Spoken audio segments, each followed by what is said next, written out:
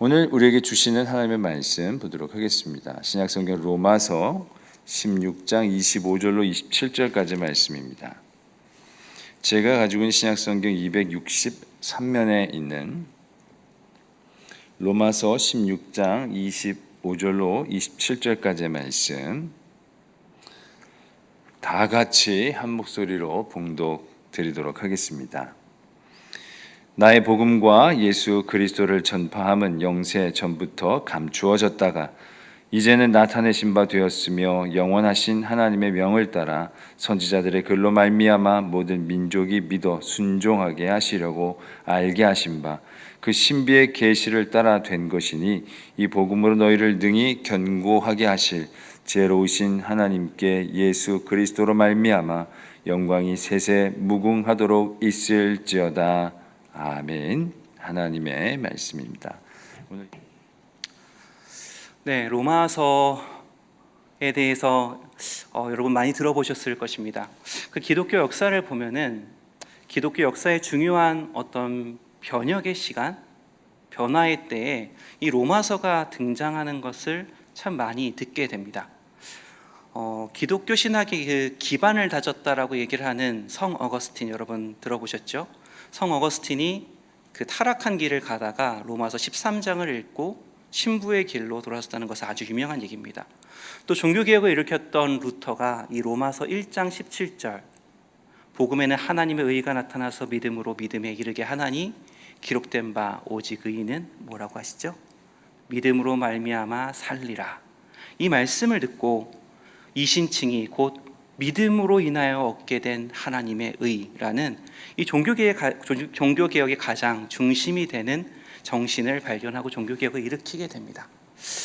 또 우리 로마가 국교화되는 사건들을 여러분 기억하실 겁니다. 그 시발점이 되는 게 이 바울이 로마로 향하게 되는 여정이라고 많이들 이야기를 하는데 그 로마로 향하는 그 여정의 시작 부분에 이 로마서의 이야기가 또 들어가게 됩니다.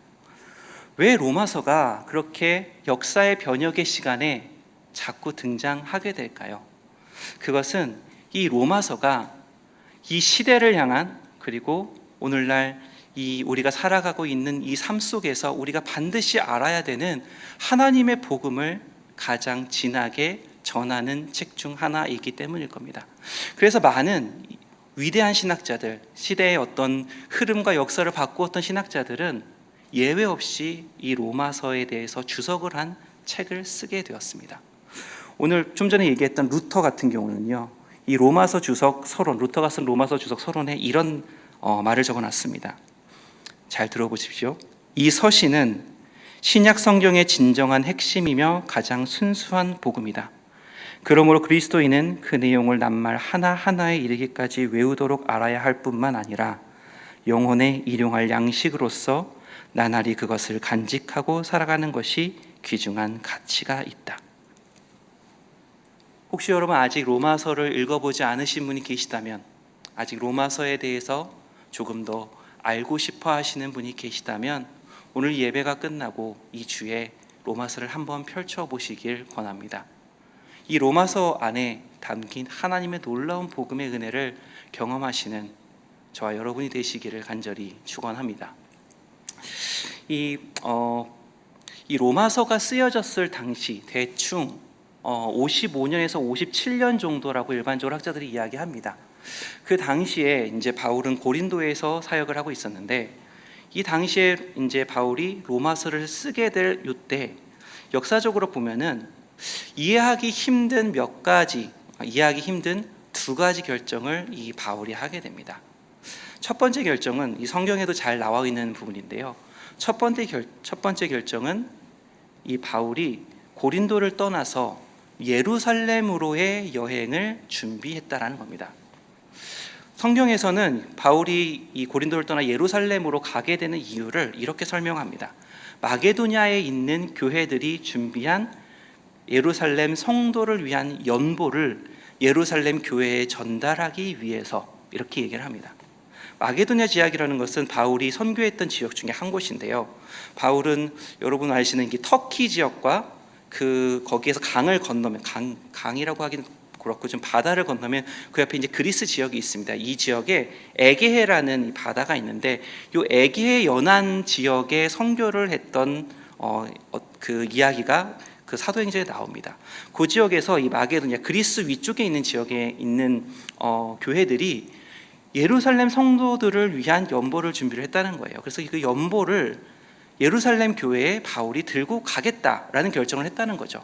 그런데 이게 이해가 되지 않는 결정이라는 것은 예루살렘으로 간다라는 것이 바울에게는 곧 죽음을 의미하기 때문이었습니다. 여러분, 바울이 그 어떤 선교 여행을 해나갈 때에 바울의 가장 큰 대적자가 누군지 여러분 혹시 아십니까? 로마 병사일까요? 그 시대에 있었던 유력자들일까요? 아니면은 예수님을 못 박을 때 나왔던 그 많은 어떤 로마의 그 권력자들일까요? 그렇지 않습니다. 바울이 선교 여행을 해나가고 교회를 세워갈 때에 가장 바울을 강하게 비판하고 바울을 죽이려고 애썼던 사람들은 유대인이었습니다. 그 지역에 살고 있는 유대인들이 바울의 가장 큰 대적자들이었습니다. 왜일까요? 유대인들이 예수 그리스도를 잡아 죽였잖아요. 십자가에 달아 죽게 했잖아요. 그런데 바울이 무엇을 전했느냐? 그 예수가 그리스도였다라는 걸 전한 겁니다.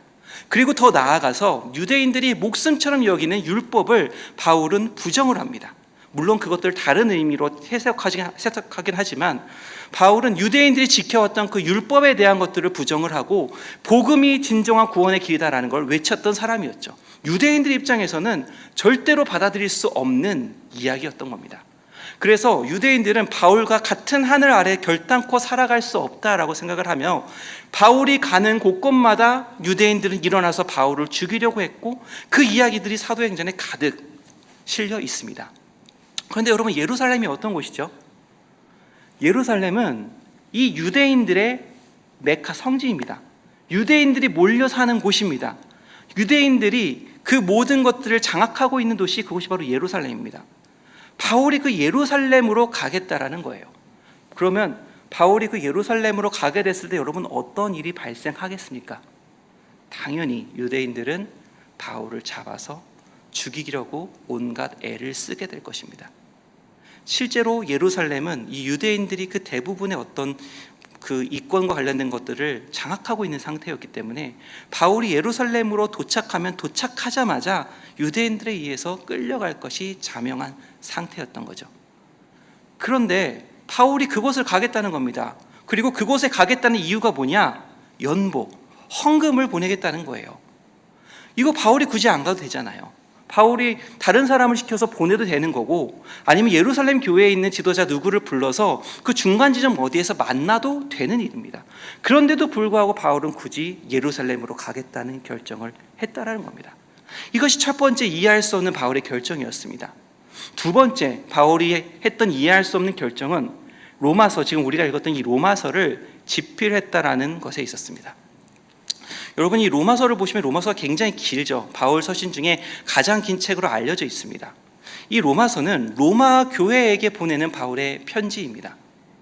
그런데 이 로마 교회와 바울의 관계를 살펴볼 때 약간 의문점이 듭니다. 왜 의문점이 드느냐? 이 로마 교회와 바울은 어떠한 관계를 맺지 않은 상태, 남남과 다름없는 상태의 관계를 가지고 있었기 때문입니다. 혹자는 로마 교회를 바울이 세웠다라고 말하시는 분들도 계시는데 그거는 이제 옳지 않은 이야기고요. 로마 교회는 로마 안에서 자생적으로 생기는 교회로 알려져 있습니다. 그리고 바울은 이 로마 교회에 한 번도 방문해 본 적이 없습니다. 로마 교회 지도자들과 바울은 어떠한 관계도 맺고 있지 않았습니다. 그런데 이 로마 교회를 향한 편지를 쓰게 되는 겁니다. 로마 교회가 바울에게 이 편지를 요청을 했을까요? 그런 기록조차 성경이나 어떠한 기록에도 나오지 않고 있습니다. 그런데 왜 바울이 로마 교회에다 편지를 쓰는 게 그렇게 이해할 수 없는 결정이라고 말을 하십니까? 여러분 물어볼 수도 있습니다. 그것은 이 로마서 같은 편지를 쓰는, 우리가 성경에서 보는 서신서가 어떻게 쓰여 있는지를 생각해 보면은 알 수 있는 부분인데요. 여러분, 이 서신서는 우리가 생각하는 일반적인 편지처럼 그냥 한 번에 적어 내려가는 편지가 아닙니다. 오늘 그 16장 22절에 보면 이런 표현이 있는데 이 편지를 기록하는 나 더디오라는 표현이 나옵니다. 이 더디오라는 사람이 편지를 기록했다라는 말이 나오는데, 이 기록했다라는 표현이 바울이 편지를 그 입으로 이제 이야기를 하고 적을 내용을 이야기하고 이 더디오가 그것을 손으로 적었다라는 것을 이야기하는 것이 아니라, 이 더디오라는 사람이 바울이 쓴 로마서 초안을 검침하고 이것들을 그 어떤 형태에 맞게 수정했다라는 것을 의미합니다. 이게 무슨 말이냐? 당시 그리스에는 이 편지를 쓰는 아주 독특한 수사법이 있었습니다. 이것들은 일반적인 사람들이 따라할 수 있고 어떻게 흉내낼 수 있는 것이 아니라, 그 당시 이 수사법을 전문적으로 교육을 받은 사람들만이 할 수 있는 것이었습니다. 바울조차 그것들을 완전하게 할 수 없었다고 알려져 있습니다. 그래서 이 편지를 쓸 때 어떤 과정들이 있냐 하면, 바울이 먼저 이 초안을 작성을 하게 되면 이 초안을 받고 이것들을 그 당시에 쓰여졌던 그 엄격한 어떤 법칙에 따라서 이것들을 다시 수정하는 작업들이 발생을 합니다. 그럼 이 수정한 편지본을 다시 바울이 보고 여기에서 자신이 전하고자 했던 복음과 맞는지, 잘 표현이 되어 있는지를 보고 다시 수정을 하고 이것들을 몇 번 왔다 갔다 하는 과정을 통해서 편지가 완성이 됩니다. 그래서 짧은 편지조차도 최소 한 달에서 석 달 이상의 시간이 걸렸다라고 학자들은 이야기를 하는 거죠. 그런데 바울이 한 번도 만나보지 못했던 교회, 어떠한 관계도 가지고 있지 않은 이 교회를 향해서 편지를 쓰는데, 그 편지가 바울의 모든 것들을 담아냈던 굉장한 어떤 에너지와 노력을 가지고 쓴 편지가 쓰여졌다라는 거예요. 로마를 향해서 바울은 이러한 편지를 적어간 겁니다. 심지어 바울은 좀 전에 이야기했던 예루살렘으로 가는 것을, 죽음을 앞두고 예루살렘으로 가는 것을 계획해 놓은 상태에서 이 로마를 향해서, 로마 교회를 향해서 이렇게 엄청난 에너지를 들여서 편지를 쓴 겁니다. 이러한 수고, 이해할 수 없는 수고를 바울은 왜 했던 것일까? 이 두 가지가 바울이 로마서를 쓸 당시에 그 사람들에게 알려져 있는 의문점이었습니다. 여러분, 이해할 수 없는 수고 혹은 이해할 수 없는 죽음을 감당하는 걸음, 이런 거를 할 때 어떠한 생각이 나십니까?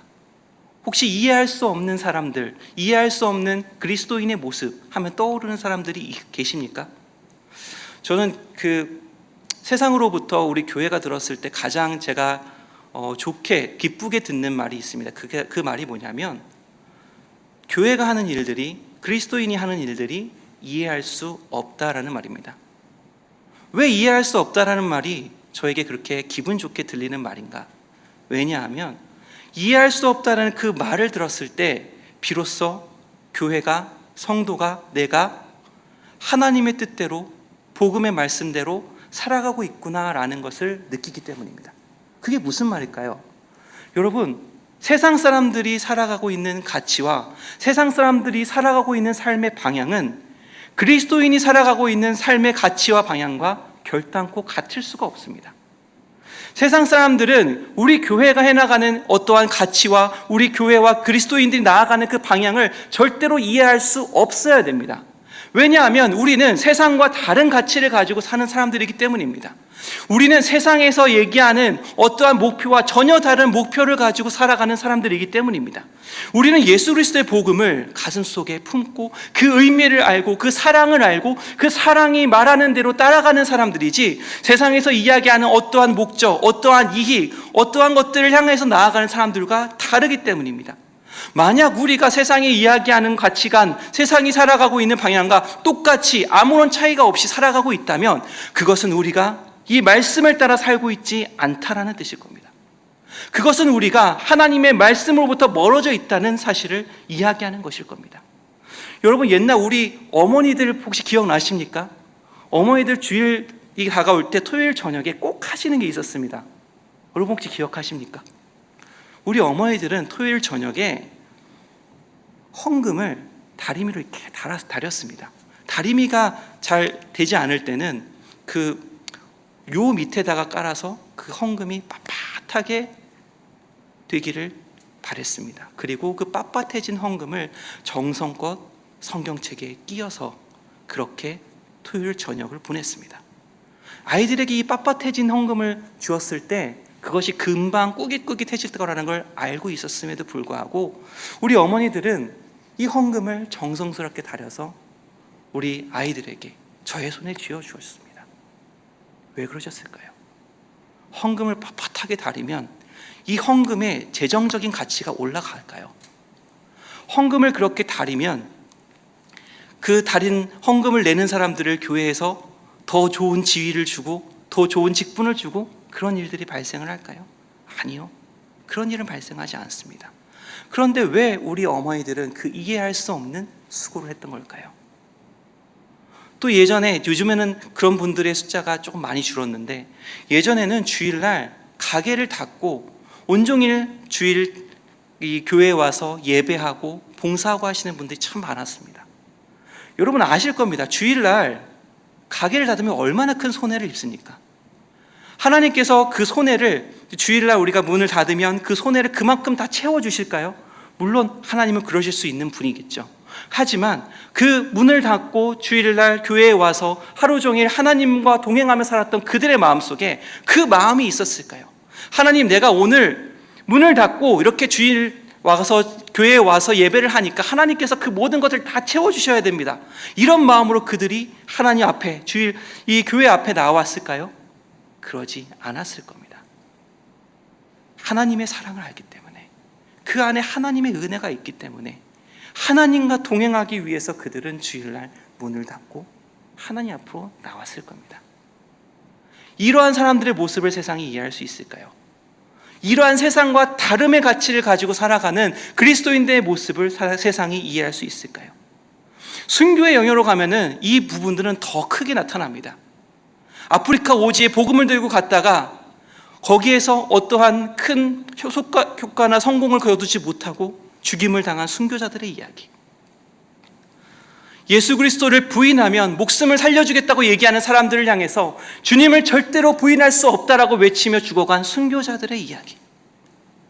나병 환자들이 가득한 섬에 그들에게 복음을 전하기 위해 갔다가 나병에 걸려 순교를 한 순교자의 이야기.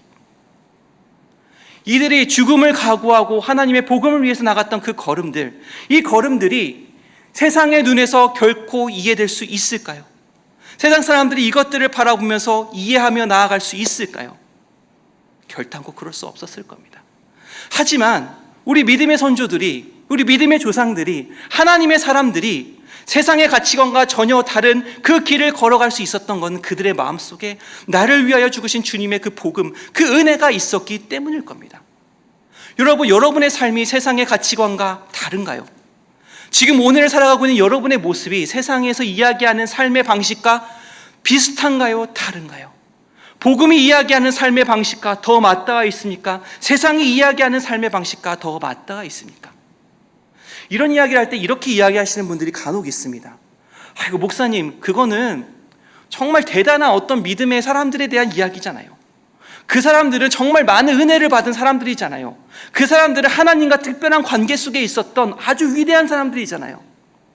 여러분, 이들이 우리보다 하나님께 더 큰 은혜, 더 많은 사랑을 받은 사람이라고 생각하십니까? 결단코 그렇지 않습니다. 결단코 그렇지 않습니다. 하나님의 사랑, 우리를 향한 하나님의 은혜는요, 모든 사람들에게 동일하게 임하는 은혜입니다. 예수 그리스도의 십자가의 은혜는 어떤 사람이 더 잘났기 때문에 그에게 더 강하게 임하고 어떤 사람이 못났기 때문에 그 사람에게 더 약하게 임하는 그런 차별적인 은혜가 아닙니다. 하나님의 은혜는 모든 사람에게 동일하게 임하는 은혜입니다. 마치 태양이 이 세상의 모든 것들을 따뜻하게 동일하게 비추듯, 마치 내리는 비가 이 세상의 모든 만물들을 소생시키는 비로 모든 만물들에게 동일하게 임하듯, 하나님의 은혜, 하나님의 사랑은 이 위대한 걸음을 걸어갔던 우리의 조상들, 우리 믿음의 사람들과 지금 오늘을 살아가고 있는 우리에게 동일하게 임하고 있는 은혜입니다. 동일하게 그 사랑과 은혜는 임하고 있습니다. 그렇다면 무엇이 다른 걸까요? 어떠한 차이점이 나타나고 있는 걸까요? 그것은 그들이 바라보고 있었던 삶의 목표와 그들이 바라보고 있었던 삶의 목적과 우리들이 바라보고 있는 삶의 목표가 다르기 때문에 나타나는 문제가 아닐까요? 오늘 이 바울의 삶 역시 그러한 관점으로 우리가 바라봐야 합니다. 이 본문 속으로 우리가 한번 들어가 보겠습니다. 오늘 말씀을 보시면 이런 말씀이 나옵니다. 나의 복음과 예수 그리스도를 전파함은, 오늘 우리가 읽은 25절부터 27절의 말씀은 바울이 자신의 삶에 대해서 이야기하고 있는 말씀입니다.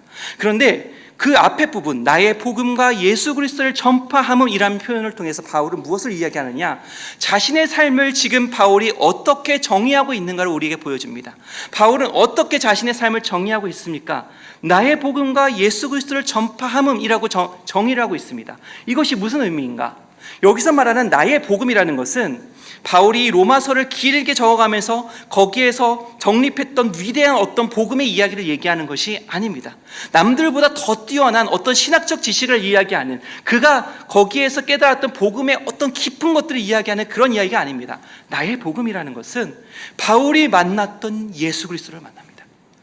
바울이 만났던 주님의 은혜, 다메섹 도상에서 주님을 거부하고 교회를 핍박하고 걸어갔던 그에게 임했던 예수 그리스도의 그 놀라운 은혜, 십자가의 사랑의 은혜, 그가 경험했던 예수 그리스도와의 만남을 이야기하는 것이 바로 이 나의 복음입니다. 이 나의 복음이 바울에게서 지금 어떻게 나타나고 있는가? 예수 그리스도를 전파함으로 나타나고 있다는 겁니다.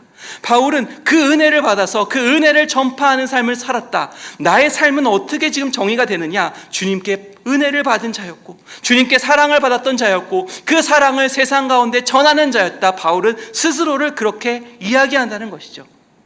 바울의 이 이야기 속에서 그가 해나갔던 어떤 위대한 업적들을 이야기하고 있지 않습니까? 바울은 이 이야기 속에서 세상이 말하는 어떠한 가치들을 조금도 이야기하고 있지 않습니다. 바울은 자신이 수많은 교회들을 세웠다, 자신이 그 누구보다도 깊은 그리스도의 복음에 대한 깨달음을 가지고 있었다라고 이야기하고 있지 않습니다. 바울은 이 세상 어떠한 사도들보다도 더 위대한 업적을 남겼던 사도였다, 나는 그런 사람이었다라고 이야기하지 않습니다. 바울은 나의 복음과 예수 그리스도를 전파함은 이라는 단어를 통해서 무엇을 얘기하느냐? 나는 하나님의 은혜를 받은 자였다, 하나님의 사랑을 받은 자였다. 아무 자격이 없는 자, 교회를 핍박하고 예수 그리스도를 부정했던 자에게 하나님이 은혜를 주신 그런 부족한 자였다. 그리고 그 은혜를 전했던 자였다라고 말한다라는 겁니다. 그리고 이 바울은 자신의 삶을 그렇게 정리하면서 마지막 27절에서 그가 그 삶 속에서 유일하게 바라보았던 한 가지를 이야기합니다. 유일하게 바라보며 걸어갔던 한 가지를 이야기합니다. 그것이 무엇이냐? 27절 보시면 이렇게 표현이 되어 있죠. 지혜로우신 하나님께 예수 그리스도로 말미암아 영광이 세세 무궁하도록 있을지어다. 아멘. 이 원문 자체를 보면은 이것은 이렇게 표현이 됩니다. 그 바울이 받았던 은혜와 그걸 통해서 전파했던 그 삶, 그 전파했던 복음을 통해서 하나님께 영광이 있을지어다 라는 것이 이거에 대한 어떤 원어적인 이야기입니다. 그런데 이 원어적인 이야기를 조금 풀어서 바울의 이야기로 이야기를 하자면 이렇게 표현이 됩니다. 내가 하나님께 받은 은혜로 하나님께 동행하는 삶을 살았던 그 삶, 예수 그리스도를 전하며 나아갔던 그 삶, 그 삶이 하나님께 영광이 되는 삶이었기를 바랍니다. 나의 그 삶이 하나님의 기쁨이 되는 삶이었기를 바랍니다 라고 말하는 것이 오늘 본문이라는 겁니다. 여기에서 바울은 지금 무엇을 바라보고 있습니까? 여기서 바울은 지금 자신의 삶의 목적을 무엇으로 이야기하고 있습니까? 나의 삶을 통해서 주님이 영광 받으시기를, 나의 삶을 통해서 하나님께서 기뻐하시는 일이 일어나기를. 바울은 그 관점을 가지고 자신의 삶을 걸어갔던 겁니다. 앞서 우리가 봤던 바울의 이해할 수 없는 두 가지 결정 기억하시죠? 죽음을 앞두고 죽음을 무릅쓰고 예루살렘으로 갔던 이야기, 전혀 알지 못하는 교회를 향하여 편지를 쓰는 이야기.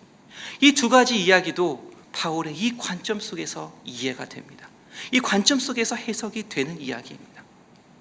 먼저 바울이 왜 예루살렘으로 갔는가라는 것을 우리가 한번 살펴보고자 합니다. 바울이 예루살렘으로 가고자 했던 그 결정에는 바울의 사역에 대한 어떤 이해를 가지고 바라볼 필요가 있습니다. 아까 잠시 말씀을 드렸지만 바울은 에게해 지역으로 에게의 지역을 중심으로 선교 활동을 펼쳤던 사도였습니다. 그런데 이 바울에게는 어떤 문제가 한 가지 있었는데, 문제라고 이야기하기는 조금 그렇지만 바울이 가지고 있는 어떠한 불편함이 한 가지가 있었습니다.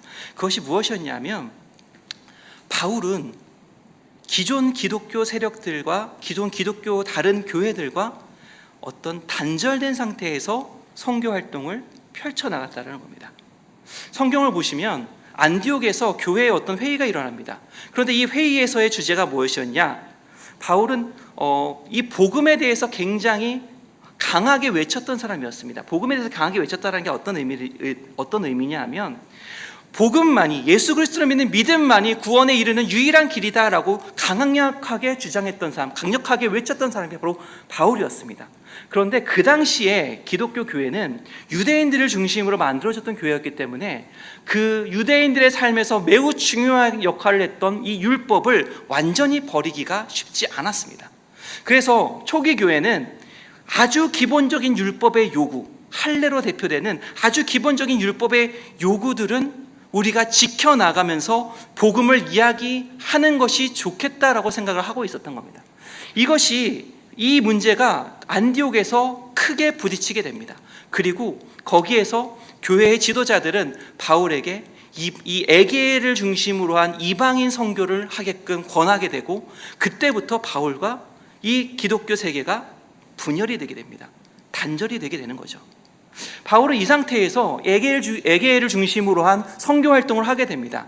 이 에게를 중심한 선교 활동은 바울이 각 지역의 유력한 도시들의 어떤 중요한 교회들을 세우고, 그 중요한 교회들을 통해서 주변의 작은 도시들에게 복음을 전하게 하는 일종의 선교 전략을 가지고 이 선교를 펼쳐나가게 됐는데, 이 로마서를 쓰게 된 바로 요 당시에 바울은 이 에게를 중심으로 한 유력한 도시들의 모두 교회를 세운 상태였습니다. 바울은 그때 느끼고 있었습니다. 자신이 이 에게를 중심으로 한 자신의 선교 사역이 끝나가고 있다는 것을. 하나님께서는 자신의 삶을 통해서 다른 곳을 향하여 복음을 전하기를 원하고 계시다라는 것을 바울은 깨닫고 있었습니다. 느끼고 있었습니다. 그래서 바울은 당시에 땅끝이라고 알려져 있던 서바나, 지금의 스페인이죠. 스페인을 향한 복음을 전달하는 선교의 어떤 그 계획을 수립하고 있는 상태였습니다. 그런데 이때 한 가지 문제가 생깁니다. 어떤 문제냐? 바울이 기존의 다른 기독교 세계와 단절되어 있다는 것이 큰 문제가 된다는 겁니다. 왜 이것이 문제가 될까요? 그것은 바울이 세웠던 교회들이 기존의 다른 지역에 세워졌던 교회들과 교류를 갖지 못하는 상태, 나아가서 다른 기독교 지역에 있는 사도들로부터 도움을 받지 못하는 상태, 더 나아가서 다른 기독교 지역에 있는 교회들로부터, 사도들로부터 오해를 받고 있는 상태에 있다라는 것이었습니다. 다른 기독교 지역에 있는 다른 교회들, 다른 사도들은 바울의 어떤 사역에 대해서 의심을 가지고 있었습니다. 바울은 정말 바른 복음을 전하고 있을까? 바울은 정말 바른 복음 안에서 바른 교회를 세워가고 있을까?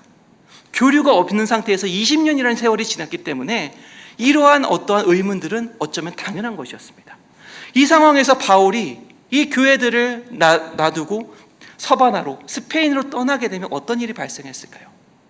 바울이 세웠던 교회와 다른 지역에 있는 기독교 교회들이 부딪힘이 생겼을 겁니다. 다른 지역에서, 그 당시에 횡행해 있었던 이단들이 이 바울이 세웠던 교회에 와가지고 어떤 안 좋은 일을 할 때, 이들이 도움이 필요할 때 다른 기독교 세계에 있는 사도들로부터 도움을 받지 못하게 되는 문제가 발생했을 겁니다. 바울은 여기에서 고민했을 겁니다. 바울은 여기에서 하나님께 기도했을 겁니다. 하나님, 지금 이 하나님께서 나에게 은혜를 주셔서 세웠던 이 교회들을 어떻게 지킬 수 있을까요? 이 교회들이 어떻게 하면 하나님 모시기에 더 바른 교회로 세워질 수 있을까요? 바울이 그곳을 떠난 다음에, 내가 그곳을 떠난 다음에 이 교회는 어떻게 살아가야 할까요? 하나님께서 원하시는 길, 하나님께서 기뻐하시는 길이 무엇일까요? 바울은 기도하고 고민했을 겁니다. 그리고 거기서 바울이 아주 중요한 결심을 하게 되죠. 그것이 무엇이냐? 기존에 있었던 그 다른 지역에 있는 교회들, 다른 지역에 있는 사도들, 그들에게 바울이 눈물로 세웠던 이 교회들을 부탁하기로 결정한 겁니다. 그들과 하나의 교회가 되도록 바울이 힘을 써야 되겠다라는 것을 결정하게 된 거죠. 그래서 바울은 이 다른 지역에 그 기독교가 어떤 교회가 세워지던 이 기독교 세계의 가장 중심지였던 예루살렘 교회를 방문하기로 결정한 겁니다. 그곳에 가면 반드시 바울은 죽임을 당할 겁니다. 물론 실제로는 죽임을 당하지 않죠. 실제로는 죽임을 당하지 않고 로마로 넘어가는 어떤 사건이 발생합니다. 하지만 그 당시의 상황을 봤을 때 바울은 반드시 그곳에서 죽임을 당할 상태였습니다. 하지만 죽임을 당한다 할지라도 그것이 하나님께서 기뻐하시는 일이기에 그 교회들이 하나가 되고 하나님의 복음 안에서 서로가 서로를 돕는 하나의 공동체로 만들어지는 것이 하나님의 영광을 위한 길, 하나님의 교회를 위한 길이라는 것을 바울은 알았기 때문에 예루살렘으로 향하는 길을 결심하게 된 겁니다. 왜 바울이 이 결심을 했을까요? 자신의 삶을 통해 하나님의 영광이 드러나게 하기 위해서. 바로 이때 바울에게 어떠한 소식이 들려옵니다. 그 소식은 로마 교회에 분열이 일어나고 있다는 소식이었습니다.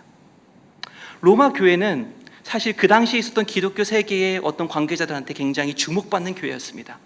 당연하게 그럴 수 있는 것이 로마 교회는 로마에 있잖아요. 근데 그 당시 세계의 중심지가 어디였습니까? 로마였죠. 세계의 모든 권력과 힘이 뭉쳐져 있는 곳이 어디였습니까? 로마였죠. 기독교계가 로마 교회를 주목하는 것은 당연한 것이었습니다. 만약 로마가 하나님의 복음 안에서 하나님의 복음을 받아들이는 도시가 된다면 그것은 전 세계의 복음화를 의미하는 사건이었기 때문이었습니다. 실제로 로마가 복음화가 돼서 카톨릭 세계가 그 중세 시대가 일어나지 않습니까? 그것을 바라보면서 기독교 세계에 있는 많은 지도자들, 바울을 포함한 많은 지도자들은 이 로마 교회에 집중을 하고 있었습니다. 그런데 이 로마 교회에 분열이 일어나고 있다는 소식을 바울이 들은 겁니다. 어떠한 분열이 일어나느냐? 복음과 율법의 문제에 대해서 분열이 일어났습니다. 유대인과 이방인의 문제에 대해서 분열이 일어났습니다. 제사 때 어떤 썼던 음식을 먹는 문제에 대해서 분열이 일어나기 시작했습니다. 국가와 교회와의 관계에 대한 분열이 일어나기 시작했습니다. 여러 가지 어려운 일들이 로마 교회에 복합적으로 일어나게 된 것입니다. 그런데 놀랍게도 그 로마 교회에 일어났던 그 분열의 어떠한 이야기들, 그 모든 이야기들이 바울이 실제로 자신의 선교 활동 속에서 다 경험했던 이야기, 그리고 자신이 그 선교 활동 속에서 다 해결해 나갔던 이야기였던 겁니다. 바울은 여기에서 하나님의 부르심을 깨닫습니다. 하나님께서 지금 바울을 부르고 계시구나.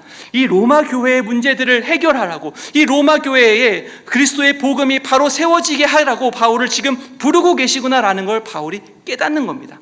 그래서 바울은 이 로마 교회를 향하여 어떠한 일을 해야 된다라는 그 사실을, 그 하나님의 부르심을 받고 그 일들을 고민하기 시작합니다. 문제가 있었기 때문입니다. 어떠한 문제가 있었을까요? 우리 좀 전에 이야기했던 바울은 지금 예루살렘을 향하여 가야 된다라는 문제였습니다. 만약에 예루살렘으로 가게 된다면 바울은 그곳에서 벗어나지 못할 것이라는 것을 알고 있었다는 문제였습니다. 어떻게 해야 될까요? 어떻게 해야 될까요? 그때 바울이 펜을 들게 되는 겁니다. 편지를 적어가는 겁니다.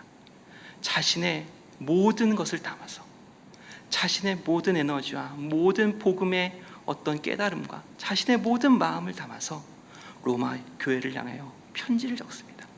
이 편지 한 장을 통해서 로마 교회에 있는 그 문제들이 해결되어야 하기 때문에, 로마 교회가 겪고 있는 그 분열의 문제들이 해결돼서 그 로마 교회가 이 세상을 복음화시키는 중대한 역할을 감당하는 교회로 세워져야 하기 때문에 바울은 자신의 모든 것을 담아서 그곳에 편지를 써 내려갔던 겁니다.